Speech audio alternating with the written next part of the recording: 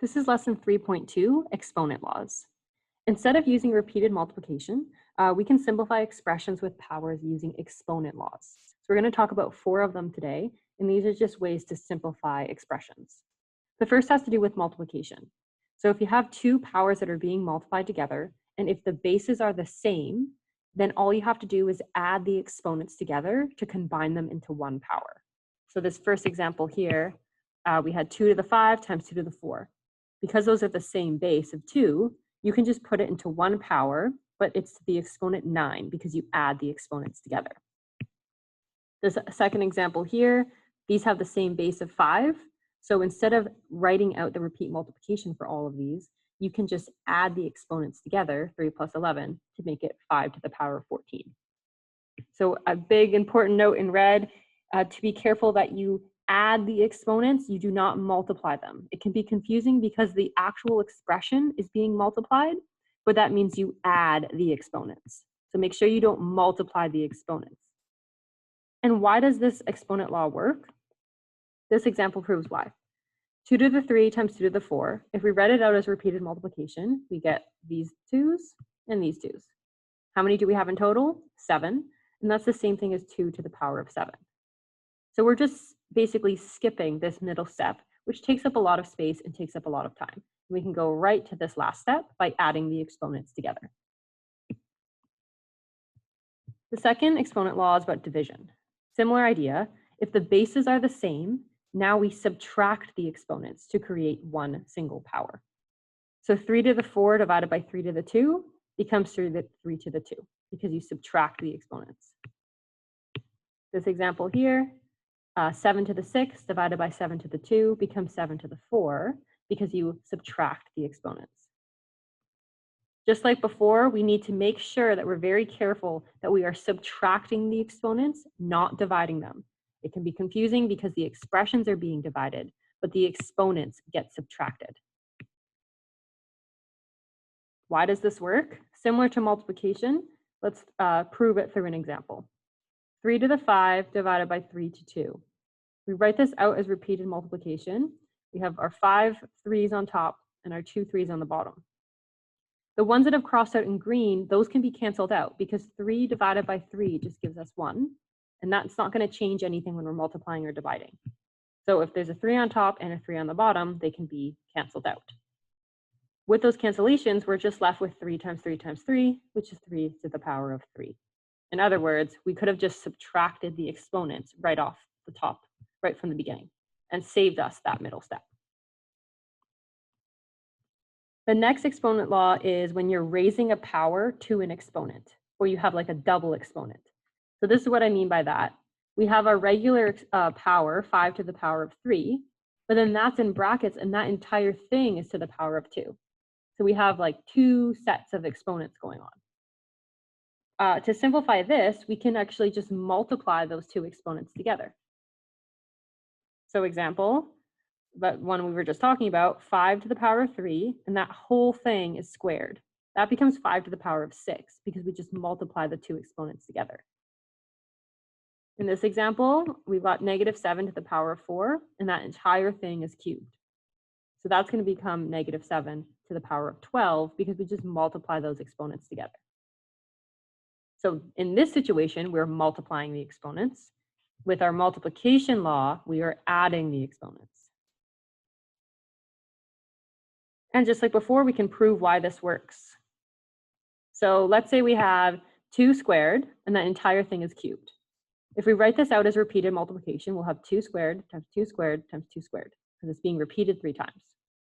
We can solve each of those. It's 4, 4, and 4, and that multiplication gives us 64. On the other end here, what if we had just multiplied those exponents together? What would we get? That would be simplified as 2 to the power of 6.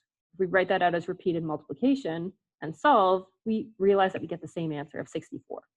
That proves why that works. That's an example of a proof of why it works. The last exponent law is exponent 0. And this is an easy one. Anything to the power of 0 is 1. So 7 to the power of 0, 1. I don't even know what this number is. I just wrote a bunch of zeros. 1 billion? 10 million. That's 10 million to the power of 0 is 1. -7 over 22 to the power of 0, also 1. It doesn't matter what it is. If it's the power of 0, it is equal to 1. And another, I wrote in red as well, because another common mistake is people think something to the power of 0 is 0. Something multiplied by 0 gives you 0, but when it's to the power of 0, it gives you 1. Why does this work? Well, let's use the laws that we just learned to prove why this works. If we have 3 to the power of 4 over 3 to the power of 4, this is a division question, and they have the same base, so we would subtract the exponents. 4 minus 4 gives us 0, so we've got 3 to the power of 0. But we also know that anything divided by itself just gives us 1. So 3 to the power of 0 is equal to 1 in this case. Anything over itself is equal to 1. We can try a couple examples. Simplify the following using exponent rules. So we'll show these 3 first. We've got a division question. These have the same bases, so we can deal with the exponents, and we can subtract them. 7 minus 5 gives us 2, so we just simplify to 5 to the power of 2, which is 25. So 5 to the power of 2 is a lot easier to solve than the original question. That's why our division laws are helpful. In this one, we've got 6 to the power of 3 over 6. So reminder, if what I wrote here, if there's no exponent written, it means the exponent is 1. We just have 6 that's actually to the power of 1.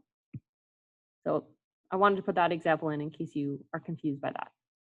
Division laws, they have the same base, so we subtract the exponents. 3 minus 1 gives us 2.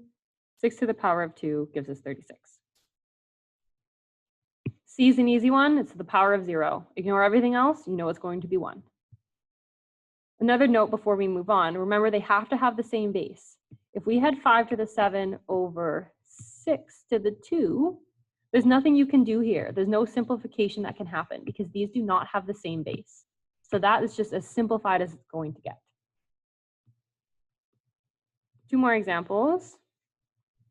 We've got -4 cubed, and then that whole thing is squared. So we know using our third exponent law that we can just multiply these exponents together. 3 times 2 would give us 6. Already it looks a lot simpler. How do we solve this? Let's set up a repeated multiplication. It's going to happen 6 times. And then we can chunk this to make our calculation easier. We know that -4 times -4 gives us positive 16, because it's a double negative. So we've got 16 times 16 times 16. And then down here, I just did my long multiplication to figure out what that gives us as a final answer of 4,096. Our last example here, kind of combining everything together. These all have the same base of -2, so we can use our exponent laws. It doesn't actually matter which one you start with. You could do this first one divided by this one and then do the multiplication, or you could do the multiplication first on top and then the division. That's what I did. These have the same base, so we add the exponents. We don't multiply the exponents. It gives us 9. So now we've got 9 and 5. We use our division rule to make that be 4, -2 to the power of 4. And how much simpler is this than this? Much, much simpler. We write out our repeated multiplication with our base, and that gives us an answer of 16. So that's how we use our different exponent laws to simplify expressions. And that's it.